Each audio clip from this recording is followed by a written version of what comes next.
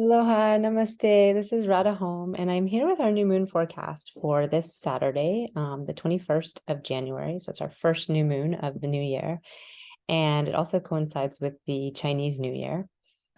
And it's going to be happening at 10:53 a.m. Hawaii time, which is 12:53 p.m. Pacific Daylight Time. This new moon is happening in sidereal Capricorn, and the moon and sun are coming together in the star of Uttarashada. Uttarashada is the later or the higher victory. There's a quality of harvesting the fruits of what we've planted and what we've been feeding, what we've been growing. And there's a star right before this called Purvashada, which is the earlier victory.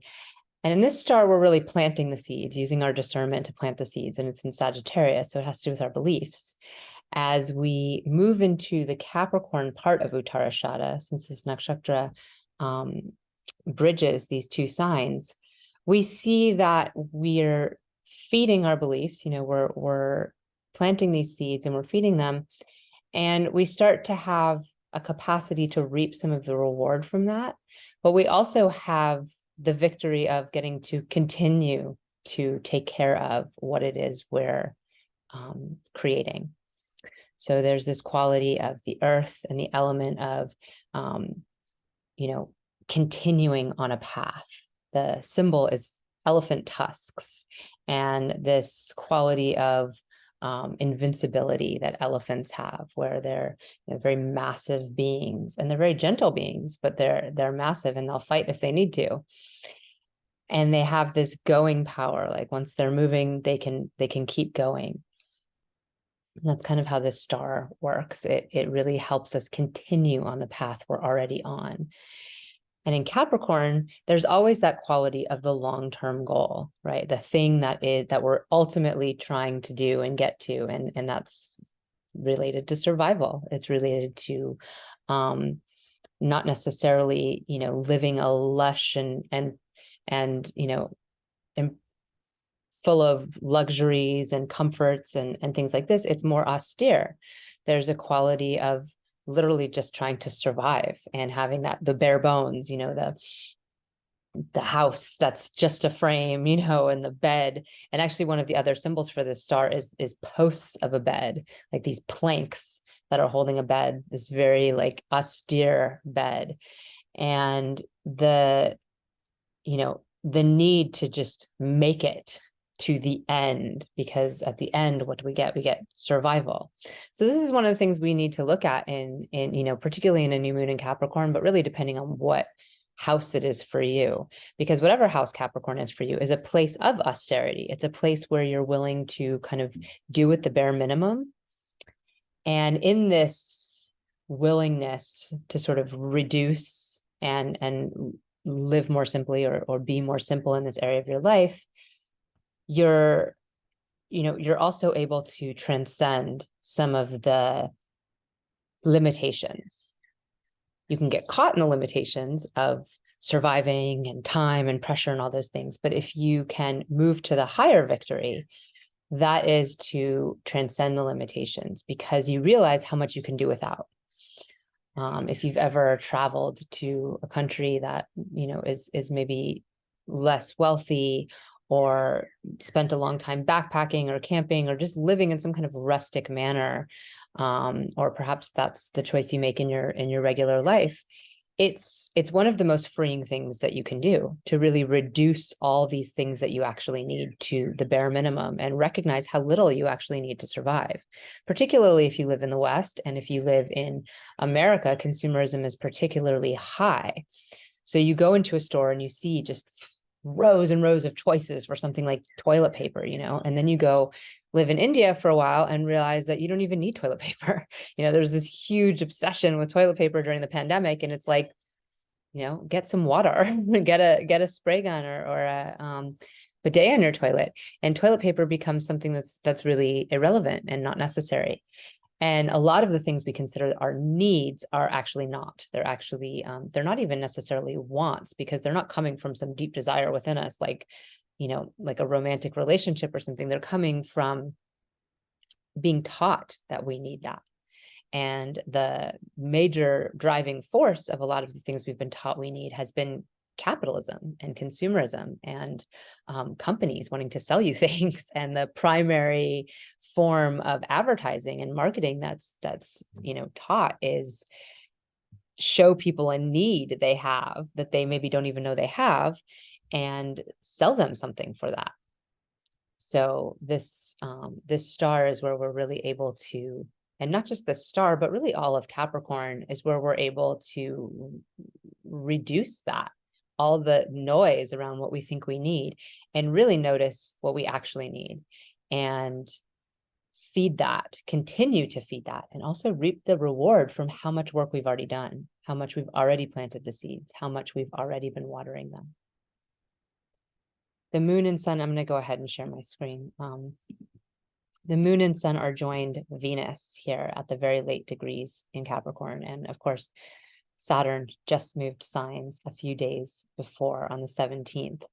So we have this element of relationships still being present in this new moon. And yet the extreme austerity of absolute solitude and nothing mattering, and this sort of really nihilistic view that Saturn brings into the picture has moved on for this. It's really, in a way, the beginning of the new year for us, and not just in this Chinese astrology, but this first new moon of the new year really does bring forth the new energy for 2023. If you're sticking with the Gregorian calendar, there's different schools of thought, and one of them is that the new year really begins in the spring. But this is the first real new step forward. And particularly with the way the astrology worked on this year, we had a lot going on those first couple weeks of 2023. It literally started with the moon conjunct Rahu, and then the moon was joined Mars. We had Saturn moving signs, but not yet moved. We have Mercury retrograde. And the sun also moved signs on the 14th into this place, into Capricorn. So now Mercury is direct as of the 18th. Saturn's officially moved. Mars also was retrograde, is now direct.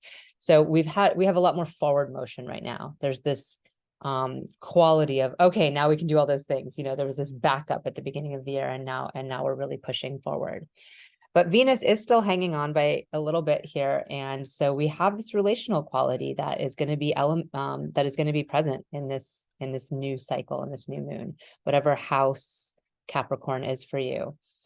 And because Mercury was retrograde for so long, and we had to kind of go back and really examine our beliefs around communication and relationships are sort of the two pairs. These are our relational planets, Mercury and Venus. And Venus has had us in this place of humility and willing to show up and do the hard work that Capricorn brings. This practicality, not expecting too much. Rather than coming from a place of entitlement, it's coming from a place of commitment and willing to really do what's necessary in order to maintain our relationships and maintain what we've planted. But there's also this movement from the ruler of Capricorn, right? And it's a movement into an air sign where there's more movement. Capricorn was a place where we kind of can get our heels dug in deep. There's a part of these earth signs, but particularly Capricorn, where we get stuck in the have to. Saturn has this quality of pressure and this quality of time, and there's a limited amount of time, and our limitations are very clear. We're going to die one day. That's the biggest limitation, right? That we're here on Earth for this amount of time, and we have to do everything that we want to do in that amount of time. And we reduce that to smaller amounts. We have to do this by Monday. We have to do this by next month. We have to do this by the new year. All these have-tos, and we can sometimes lose sight of what we want to do. So Venus brings in this element of pleasure and relationships. And as Saturn has moved forward into Aquarius, we see that the new pressure, the new thing that's hanging over our heads, it's like, you can't, is not staying the same, right? Before it was fear of like too much change. We have to keep going in this direction, because if we don't keep going in this direction, we're going to die, literally, is what we've been experiencing for the last 3 years since Saturn first transited into Capricorn in January of 2020. And we saw that play out, right? With the pandemic and with people's fears from all different angles. But now it's like fear of staying the same. Aquarius is where we're in the future. We're like, these are all the ideas we've had. This is all the things we've seen wrong with society. These are all the changes that need to be made from this top-down hierarchy across the way as Leo, right? So there's that top-down kingship and hierarchy that Leo brings to the picture, and Aquarius is all the little people. So we're in a state of committing to movement and humbly working towards the future and being willing to do those things with other people, right? Using that humility and that commitment to get off of our pedestal, get off of our throne and be willing to work with others. So it's really a pretty blessed time for all of us, and particularly with the movement, the forward motion coming from Mars, who's been, retrograde since October and sitting in this other Earth sign in Taurus for a really long time. It's like we feel the fire underneath us getting ready to go. Mercury's only retrograde for a few weeks and gets a lot of the flack for everything that goes wrong, even when there's numerous other things going wrong. But that forward motion can help with communication. It can help with getting things going, because we do need other people and we have to talk to them, right? And this humility and willingness to work with others that Venus is bringing into the picture really helps us to be relationally sound and not kind of, overriding everybody or lording over people, or all the other things that we can sometimes do in our relationships. So this is a time of a lot of potentiality. Jupiter is still forward moving in his own sign in Pisces. So our beliefs and our ideals are still really reaching towards beyond even the future, right? Pisces is like where we're not even in time at all. And so we have connection to what we believe is possible, and really a lot of work ethic towards being able to make that come into being. One of the things I didn't mention about Uttarashada is that it's ruled by the Vishwadevas. The Vishwadevas are all the deities. It's a collection of deities. There's specific, like 33 that are mentioned in the Vedas themselves, but it's a referral to everything that's divine, all that's divine. So there's a lot of help empowering us, right? All the deities are on our side here. Everyone's pitching in, everyone's helping, which is really powerful. And even having Mercury in that earlier star that I was talking about, Vishwadevas, where we're planting the seeds. What are the seeds? The seeds are around communication. Because how do we come into disagreement with others? What causes us to have problems with other people? Very rarely do people just, start hitting each other or start fighting, right? Fighting is usually from the communication. It's usually from the words. It's usually from a disconnect of ideas. Somebody says something, it makes you upset, but if you think back in the day before words had all these words, communication was probably pretty simple, right? It was like just basic bare bones. We just need to survive, and whatever words or pictures or things that were drawn were really just to simply communicate back and forth. So we have this potential to transcend the limitations of our communication, which so much of it comes from how we're raised, the society we're in, what our beliefs are, and these sort of ingrained phrases that we tend to have that just like, they don't even mean anything, right? They were just taught to us in some way, or these reactive ways that we comment on things that aren't even of us at all. Oftentimes we'll talk, and I know I experienced this, where it's just like, who is that even talking? Where is this coming from? It's like your mom talking, or your dad, or your ancestors or something, and they're just saying whatever thing that came about at that time in that way. And so we have a chance to really consciously use our discernment and plant better seeds. And it can be tricky with Mars giving such an exact drishti here. Mars does an 8th house one-way drishti, and it's directly on this Mercury. I mean, look at the degrees, they're so close. So you can see how some of our anger might come out, particularly because both of these planets were retrograde. So everything's building up, all the communication's building up, and all the anger's building up, and there's like, blah, and we start, maybe barking or biting at somebody. But there's also been a lot of time to think, right? That retrograde really allowed us to think and to spend some time ruminating.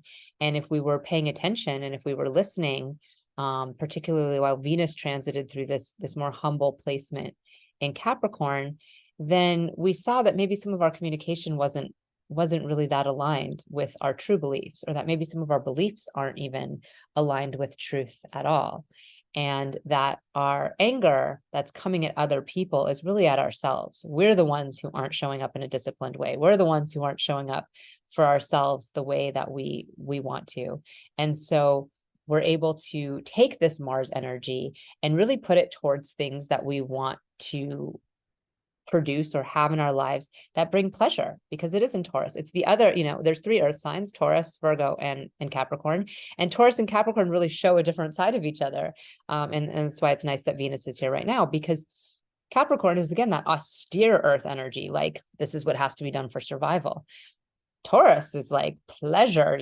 We want to bathe in beautiful baths. We want things to feel good. We want our food. We don't just want our food to be like gruel that feeds us. We want like delicious meals, with all the different flavors. We want sensual massages. We want, sensual activity. We want sexual activity and intimacy. We want connection. We want art. We don't just want things to be useful. We want to make beautiful bowls and beautiful pottery and beautiful things that we can use. So everything it takes on this quality of beauty and enjoyment and pleasure. And so we can take some of that fiery energy and put it towards creating pleasure in our lives. Whether that's growing food and preparing it and cooking it and eating it, or whether that is more sensuous, passionate energy, whether we have an artistic passion or something like that, we can take some of the fire and allow it to actually create something really beautiful and connective and harmonious. So overall, this is a really potent time for us here on Earth, in general, and in this new moon cycle. And if you are not already on my email list, you can sign up for my email list. And I just put out the Saturn for all 12 rising signs report, so you can see what house Saturn has shifted into. It actually really reflects on Capricorn as well, because Saturn was in Capricorn and moved into Aquarius, and those are his 2 signs. So whenever I do these reports, I really reflect on what house ruler the planet is that's moving. And then when they're in their own signs, they're moving from one house. Well, they're moving into their own house when they're in their own sign. In this case, he's moving from his own house to his own house. Saturn's the only one that does that, because his 2 signs are next to each other. So it's really a shift of focus. It's like we're taking whatever area of your life Capricorn is, and I'll just use myself as an example. I'm a Taurus rising, so there's this quality of the 9th house with Capricorn, which is higher teachings, higher beliefs and ideals. And then the 10th house is more about career and the impact you make on society and your status and your recognition. So they're both linked. So when it's in the 9th house, Taurus people experience through this lens of their wisdom and their teachings, and maybe themselves as a teacher, the impact they have and their career and their way of showing up for their external responsibilities. And when it shifts into the 10th house, it's through the lens of their impact and their career and their external responsibilities that they receive their wisdom, their teachings, or themselves in that role of teacher or counselor. So it's a shift of focus, but we're all experiencing the same 2 houses activated that we were experiencing before.